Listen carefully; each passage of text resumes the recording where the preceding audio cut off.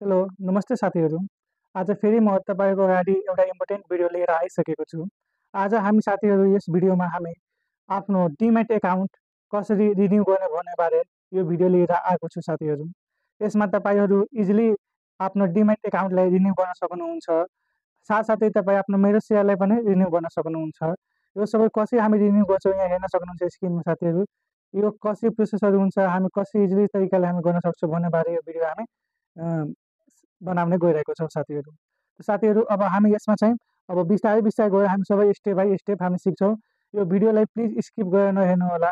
तपाईँले राम्रोसँग इन्फर्मेसनहरू लिन सक्नुहुँदैन जसले गर्दाखेरि गाह्रो हुनसक्छ। त्यही भएर बिस्तारै बिस्तारै यो भिडियो हामी अगाडि बढाउँदैछ र राम्ररी गाइड गरेर हेर्नु होला साथीहरू।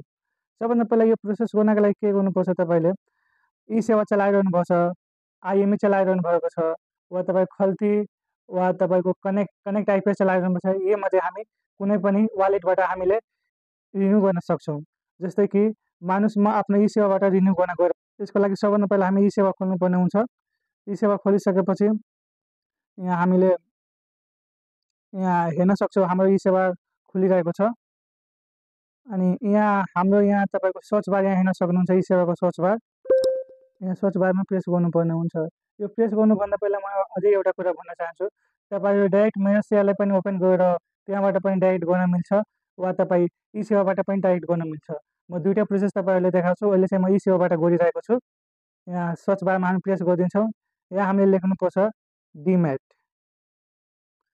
भनेर सर्च गर्ने साथीहरू। यहाँ अलि यहाँ तल हेर्दाखेरि डिम्याट मेरो सेयर यहाँ तपाईँले यहाँ एउटा अप्सन हेर्न सक्नुहुन्छ। यहाँ तपाईँ साथीहरू मेरो सेयर एन्ड डिम्याट रिन्युअल यो भनेर अप्सन तपाईँ हेर्न सक्नुहुन्छ। यसलाई के गर्नुपर्छ हामीले यो अप्सनमा प्रेस गर्ने। यसमा तपाईँले सबभन्दा पहिला आफ्नो यो डिपोजिटरी पार्टिसिपेन्ट कुन ब्याङ्कको एकाउन्ट हो क्लाइन्ट आइडीहरू प्रेस गर्नुपर्ने हुन्छ। यहाँ मेरो स्क्रिनमा हेर्न सक्नुहुन्छ मैले आफ्नो क्लाइन्ट आइडी डिपोजिटरी पार्टिसिपेन्ट्स मैले लेखिदिएछु त्यहाँ। अनि अब यो गरिसकेपछि तपाईँले हामी यहाँ मेरो सेयर एन्ड डिम्याट एकाउन्ट हामीले दुइटै एकैचोटि रिन्यू गर्न सक्छौँ। वा तपाईँ चाहनुहुन्छ मेरो खालि डिम्याट एकाउन्टले रिन्यू गर्नु छ भने डिम्याटमा आएर प्रेस गर्ने, त्यसपछि प्रोसिड गर्ने। यसको तपाईँको हेर्न सक्नुहुन्छ यहाँ तपाईँले भन्छ number of year you want to renew demat account. तपाईँले कति वर्षको लागि चाहिँ रिन्यू गर्न चाहनुहुन्छ, 1देखि लिएर 20 वर्षसम्म यहाँ रिन्यू गर्ने अप्सन छ साथीहरू। सपोज द्याट 1 इयर गर्न चाहनुहुन्छ भने 1 इयरको लागि चाहिँ तपाईँको 100 रुपिस पर्न जान्छ साथीहरू। 5 रुपिस चाहिँ यसको चार्ज हुन्छ। यहाँ तपाईँ यहाँ हेर्न सक्नुहुन्छ 5 यो टोटल चार्ज भनेको 105 रुपिस 0.65मा हामी चाहिँ यो डिम्याट एकाउन्ट रिन्यू गर्न सकिन्छ साथीहरू। साथसाथै चाहनुहुन्छ भने म आफ्नो मेरो सेयर पनि गर्छु र वा साथसाथै मेरो सेयर एन्ड तपाईँको डिम्याट एकाउन्ट पनि रिन्यू गर्न चाहनुहुन्छ त्यो पनि हुन्छ। यहाँ वा चाहिँ खालि मेरो सेयर पनि रिन्यू गर्न चाहनुहुन्छ भने मेरो सेयर पनि गर्न सकिन्छ साथीहरू। तपाईँ चाहनुहुन्छ मेरो सेयरलाई अन्ली रिन्यू गर्नु छ भने यसलाई पनि हामी गर्न सक्छौँ। यहाँ यसको समटाइम यो अलिक प्रब्लमहरू आइरहेको हुन्छ यस्तो। यसलाई गर्नका लागि तपाईँको मेरो सेयरमा प्रेस गर्नुपर्ने हुन्छ। यहाँ हामी यहाँ प्रेस गर्छौँ।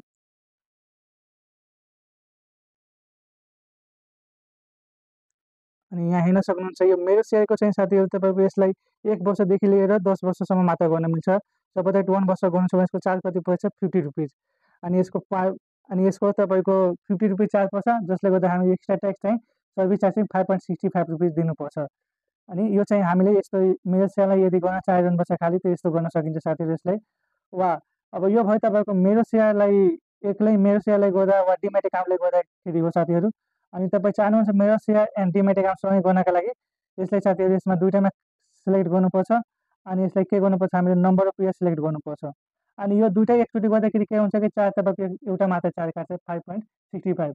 तपाईँ त्यसै एउटा एउटा गर्नुहुन्छ भने तपाईँको 11 रुपियाँ पर्न जान्छ 11 रुपिस समथिङ। यसै गर्दाखेरि 5.65 रुपिस अनि पर्छ। यहाँ नम्बर अफ इयर सिलेक्ट तपाईँले गर्दा हुन्छ। मानुस 1 वर्ष तपाईँ सिलेक्ट गर्नुभयो। यहाँ हेर्नुहोस् renew year 1 year charge 50 rupees यो मेरो सेयरको भयो एन्ड डिम्याटको 100 रुपिस। यहाँ टोटल चार्ज भनेको paying amount 150 service charge 5.65 total गर्दाखेरि 155.65 भइरहेको छ। अब यसलाई हामी प्रोसिड गरिदिन्छौँ साथीहरू। यो प्रोसिड गरिसकेपछि यहाँ हाम्रो सबै डिटेलहरू आइसक्छ यसमा। यो डिटेलहरू आइसकेपछि हामी कन्फर्ममा एकचोटि प्रेस गरिदिन्छौँ।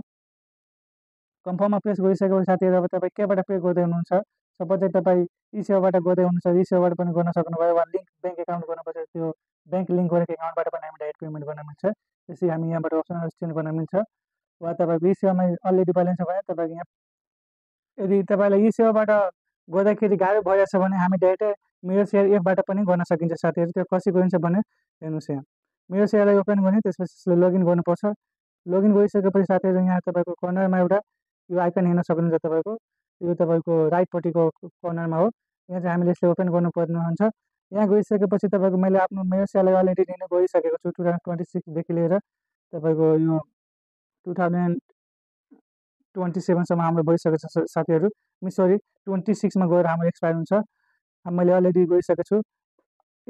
अनि हामीले यसबाट फेरि पनि एड गर्न सकिन्छ साथीहरू। रिन्यूको अप्सनहरू रिन्यू एड गर्न सकिन्छ। अब जस्तै यसले हामीले मेरो सेयरबाट गर्नु छ भने यहाँ आएर यसमा रिन्यूमा आएर प्रेस गर्ने साथीहरू। यहाँ गइसकेपछि तपाईँले यहाँ हेर्न सक्नुहुन्छ 4वटा वालेट छ, eSewa, Khalti, IME pay and connect IPS. त्यसबाट तपाईँले जुनसुकै चुज गरेर तपाईँले गर्न सक्नुभयो। सपोज द्याट ई सेवा गरिरहनुपर्छ, ई सेवामा प्रेस गर्ने अनि यहाँ तपाईँको मेरो सेयर एन्ड डिमेट यो सँगै तपाईँको बोथ एकैचोटि हुन्छ। वा तपाईँ मेरो सेयरलाई अनलाइन गर्न सक्नुहुन्छ, डिमेटलाई पनि अनलाइन एकचोटि गर्न सक्नुहुन्छ साथीहरू। त्यही भएर तपाईँले आफ्नो यहाँ अप्सनहरू यस्तो चुज गर्न सक्नुभयो। सपोज द्याट मैले सबै दुइटै एकैचोटि गर्नु छ भने यसले नम्बर अफ 1 यहाँ सिलेक्ट गरिहाल्यो। Please enter the number of you want to renew यो डिमेट एकाउन्ट 1 छ। यसमा तपाईँको अरू पनि एकाउन्ट जतिवटा एकाउन्ट छ यहाँबाट हामीले थप्न पायो साथीहरू। अब तपाईँको यहाँ रिन्यू इयर 1 इयरको भयो, renew charge 50 rupees, total 50। Demat चाहिँ तपाईँको 100 रुपिस हो। अब यहाँबाट हेर्न सक्छ टोटल कस्ट भनेको 150 रुपिस। यसलाई प्रोसिड गरिदिनु साथीहरू। प्रोसिड गरिसकेपछि यहाँ तपाईँले आफ्नो ई सेवा आइडीहरू हाल्नुपर्ने हुन्छ साथीहरू। अब तपाईँको ई सेवा आइडी के हो त्यो ई सेवा आइडी हालिदिनु। यो सबै हालिसकेपछि तपाईँले यहाँ आई एम नट रोबोट भनेर एउटा अप्सन हेर्न सक्नुहुन्छ। यसलाई चाहिँ हामी टिक गर्नुपर्ने हुन्छ अनि यहाँ लगइनमा प्रेस गरिदिनु।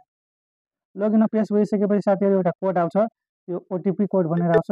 यहाँबाट हामी कपी गर्ने अनि यहाँ आएर साथीहरू हामी यहाँ प्रेस गरिदिनु पर्ने हुन्छ अनि यहाँ भेरिफाई गरिदिनु। भेरिफाई गरिसकेपछि यहाँ डिटेलहरू हेर्न सक्नुहुन्छ। यहाँ मेरो नामहरू सबै डिटेलहरू, मोबाइल नम्बरहरू सबै आइसकेको छ साथीहरू। अब तपाईँको चार्ज भनेको यसबाट माई ब्यालेन्स 10 रुपिस भनेको छ भने 150 रुपिसको चार्ज लागेको छ साथीहरू। यहाँबाट हामी कन्टिन्यूमा प्रेस गरेर यहाँ हामी चाहिँ साथीहरू डाइरेक्टली पे गर्न सक्छौँ। कन्टिन्यूमा प्रेस गर्ने त्यसपछि तपाईँको यहाँ सबै यहाँ टोटल चार्ज हेर्न सक्नुहुन्छ साथीहरू। यहाँ product amount, total amount directly हामी मेरो सेयरबाट गर्दाखेरि एउटा फाइदा के हुन्छ कि हामीले यहाँ सर्भिस चार्ज पे गर्नुपर्ने हुँदैन साथीहरू। डाइरेक्ट भनेको 150 रुपिस डाइरेक्ट जान्छ साथीहरू। त्यही भएर चाहिँ साथीहरू यो हामी दुइटै तरिकाबाट गर्न सक्छौँ। अब पे भिआ ई सेवामा प्रेस गरिदिने अनि यहाँ हामीले गर्न सक्छौँ। मैले चाहिँ अलरेडी गइसकेको छु साथीहरू। त्यही भएर मैले यसलाई चाहिँ गर्दैन अनि मेरो ई सेवामा ब्यालेन्स पनि छैन। र तपाईँ साथी गर्न चाहनुहुन्छ भने तपाईँ यसरी गर्न सक्नुहुन्छ ई सेवामा आफ्नो ब्यालेन्स अपलोड गरेर। मलाई लाग्छ कि तपाईँले यो भिडियो बुझिसक्नुभएको छ, राम्ररी बुझ्नुभएको होला। अब यसरी तपाईँले आफ्नो डिमेट एकाउन्टहरू इजिली रिन्यू गर्न सक्नुहुन्छ। च्यानललाई सब्सक्राइब गरिदिनु होला। तपाईँले हाम्रो भिडियोमा भन्नुभएकोमा तपाईँलाई धेरै धेरै धन्यवाद।